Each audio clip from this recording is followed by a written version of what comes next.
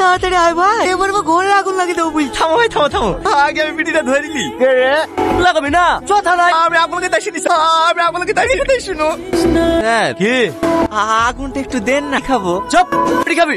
Madam, এখানে আপনি মনে হচ্ছে সব থেকে ভালো মানুষ। অসভ্য কোথাকার, হ্যালো আমাকে চুমু খাওয়ার ইশারা করছে। স্যার আমি তো বিলে আগুন চা শুনু। ঠিক ভাই, হ্যালো চাপিছে তুমি যাবো যে। ও তুমি না কাসাই, তাড়াতাড়ি আইবি, আমি বাইরে দাঁড়াছি। ঠিক আছে, দেখি ভাই আগুনটা দে। মাছ ধরতে পুকুরে নেমেছি, আমাদের কাছে আগুন থাকে। তো আগে বিড়ি খাইছিলেন যে। রাস্তা দিয়ে গুলাম চাচা ছিল, সাথেই ধরে নিছি। কপালে খারাপ।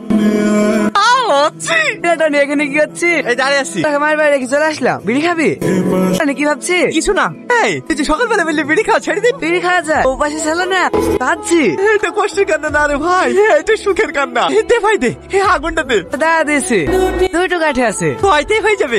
এখনো বলছি বেড়া, তাহলে কিন্তু দরজা ভেঙে ফেলবো। দেখি ভাই, যা নাকি একটু ভেতর থেকে লাগানো আছে। এই দাঁড়া, বেড়ালি কোন দিক দিয়ে? এখানে মানে জানলা দে। তাহলে আবার ঘুরে আসলি কেনে? আরে আমি তো পালাইনি, লেগে আগুন লাগতে গেছে।